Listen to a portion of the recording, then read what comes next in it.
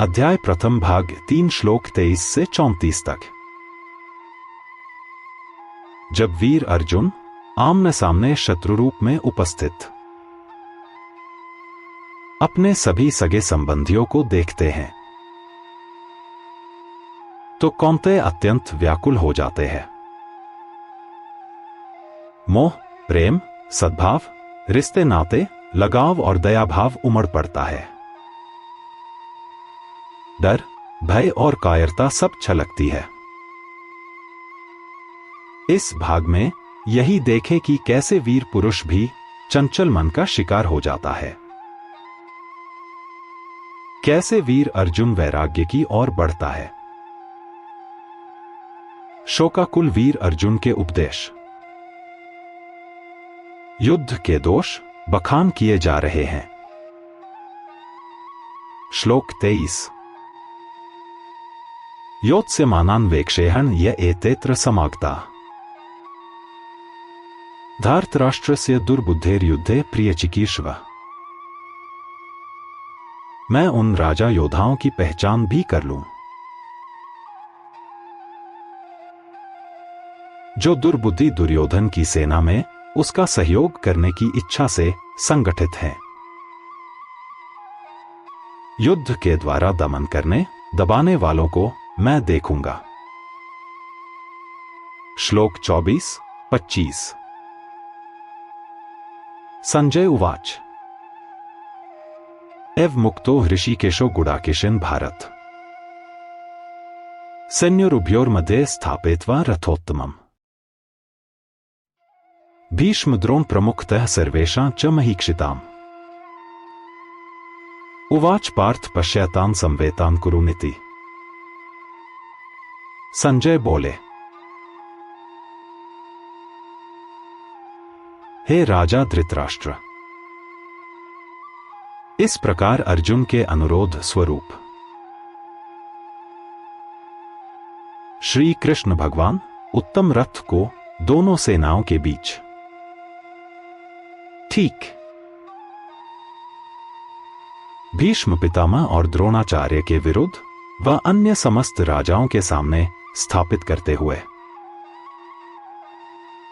अर्जुन से इस प्रकार कह रहे हैं। हे पार्थ, युद्ध के लिए अभेद्य रूप से भारी संख्या में एकत्रित इन कौरवों को भली प्रकार निहार। श्लोक 26। तत्रापश्यत् स्थितान् पार्थ पितनाथ पितामहान् आचार्यान् मातुलान् भ्रातन् पुत्रान् पौत्रान् सखींस्तथा। इस समय पार्थ उस स्थान से दोनों ही सेनाओं में सम्मिलित अपने ताऊ चाचाओं, दादे परदादाओं, गुरुओं, मामाओं, भाइयों, पुत्रों, पौत्रों, मित्रों, श्वसुरों और आपसी सहयोगियों, सज्जनों को निहार रहे हैं। श्लोक 27। श्वशुरान् सुहृदश्चैव सैन्योरुभयोरपि तान् समीक्ष्य स कौन्तेयः सर्वान् बन्धून्वस्थितान्। इस प्रकार युद्ध के मैदान में आमने सामने शत्रु रूप में उपस्थित सभी सगे संबंधियों को देखकर कौन्तेय अत्यंत व्याकुलता और दया भाव से युक्त युद्ध में उदासीनता, मलिनता प्रकट करते हुए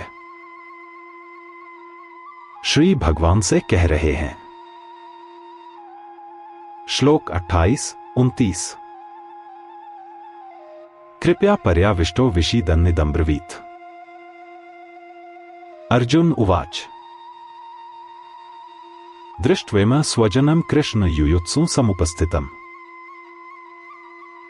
सीदन्ति मम गात्राणि मुखं च परिशुष्यति वेप्तुश्च शरीरे में रोमहर्षश्च जायते।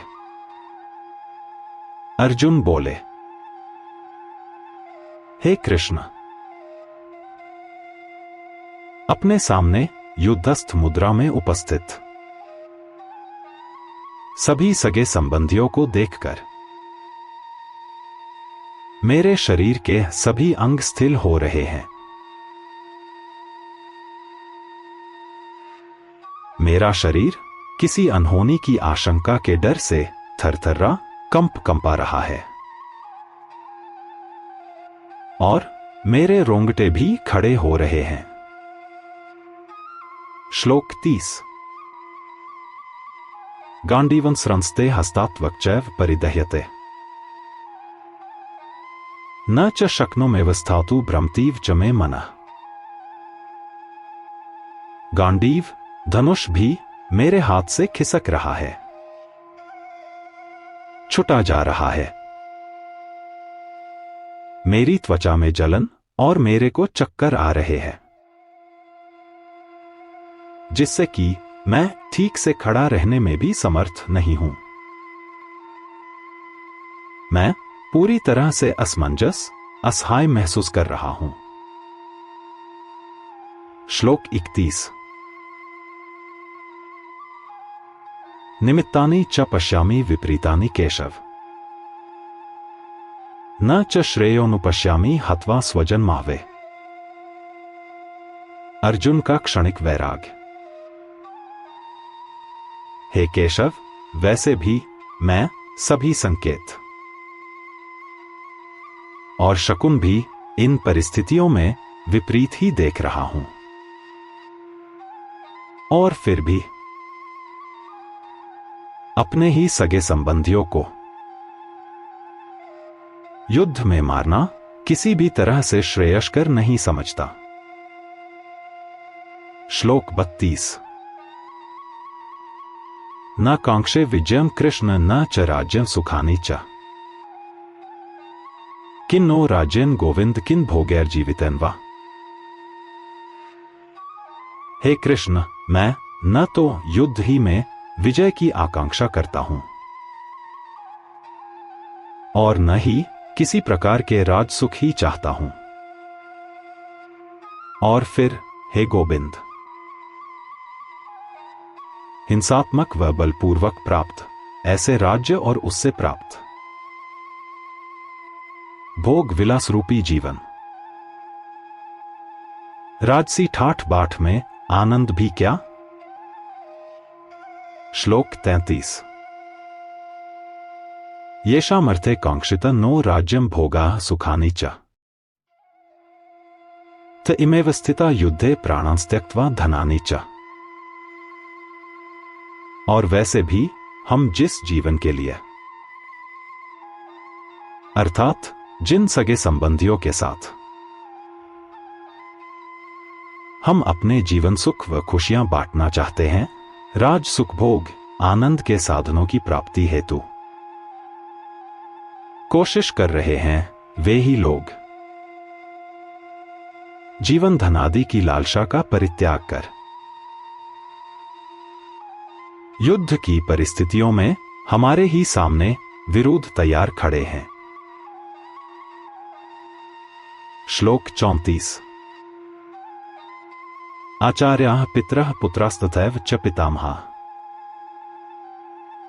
मातुलाः श्वशुराः पौत्राः श्यालाः संबंधिनस्तथा। जैसे कि गुरुजन, ताऊ चाचे, दादे, पुत्र पौत्र, मामा नाना, साले श्वशुर तथा और भी सगे संबंधी सभी दूषित एक दूसरे को मारने के लिए तैयार हैं।